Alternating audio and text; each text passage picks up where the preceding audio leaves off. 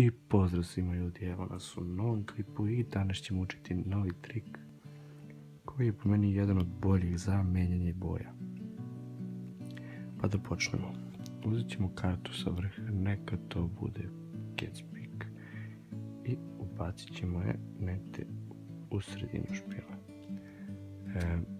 Da bi pronašli našu kartu, bit će nam potrebna karta sa vrha i to ćemo raditi tako što ćemo je okrenuti i pretvoriti u našu kartu.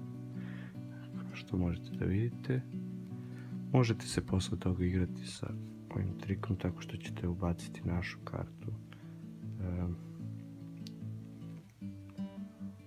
u sredinu špila i samo jednim potezom je opet stvoriti na vrhu.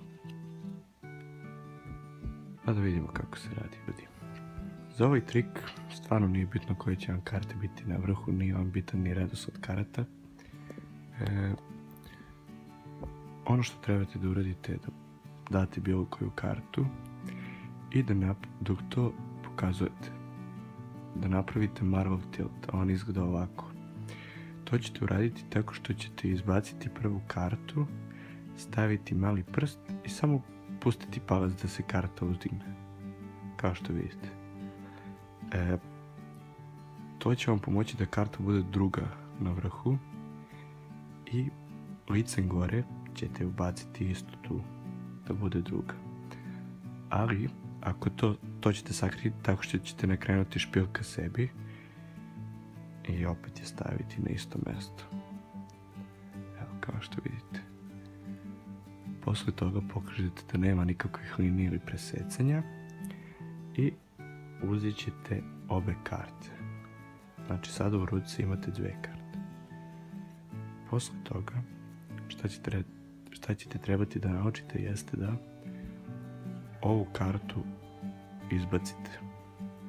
Znači to će vam trebati neko vreme da naučite, a to radite sa ova tri prsta. Znači ali dok to radite morate da pritiskate gornju kartu sa palcem, da vam se ne bi desilo ovo. Znači morate da držite ovu kartu i da izbacite, ali dok to radite uzmete vašu kartu u ruku. Čim je uzmete, odmah nakrenite ruku i okrenite kartu i posle toga samo je pustite na nju. Možete ostaviti ovako, jednostavno zatvoriti trik najlakše. Možete i pokazati da nema nijedne druge karte. Možete i zatvoriti pa pokazati da je ovo vaša karta i baciti ju u špil. Okrenete, ali ona i dalje tu. Znači posle je sve na vama, ovaj trik je jako zabavan i efikasan.